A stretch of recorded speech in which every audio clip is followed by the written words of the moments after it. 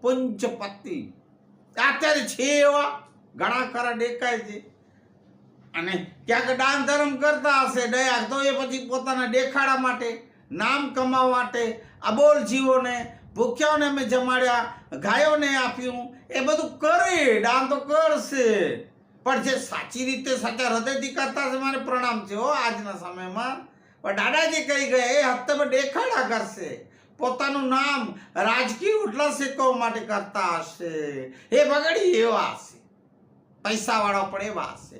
તો મોટી મોટી હોટલું મળી આતે હોટલું છે ને દાદાને ખબર નહીં, હોટલો પણ હશે, હોટલ મોટી હોટલોવાળા, મોલાતો મેળીઓ મેલોવાળા મોટા મોટા મેલો બનાવશે એવા હશે.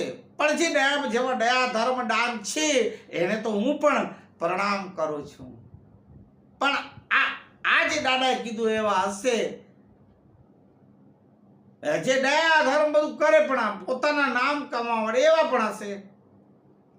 પણ દાદા તો એમ કહે છે કે હશે છાંટો પણ નહીં હોય આવા લોકો, દયા ધર્મ દાન નહીં.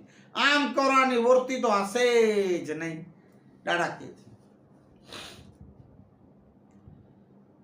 તો એ ધનનું ખોટી રીતે ઉપયોગ કરશે, એ વેડપશે, ગેરઉપયોગ એ ધનનું કરશે, અને ધર્મના નામે કાજ કર્યાવરના નામે એ ધર્મનું એ ધનનું ખર્ચ કરતા અટકશે.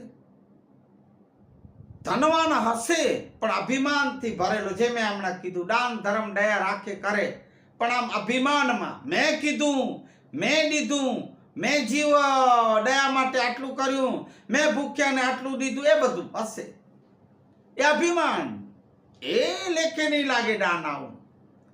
તમે પછી અત્યારે જે મોબાઈલમાં વોટ્સઅપમાં આપો ને મોબાઈલ યુટ્યુબમાં આપો ને પેપરોમાં ફોટાઓ છપાવો ને કરો ને બધું, એ અભિમાનને પાણી આપે છે. એ આવા જે દેખાડાવાળા જો દાન ધર્મ અને જો કરતા હો, જો દયા હો, તો એક તમારી લેખે નહીં લાગે.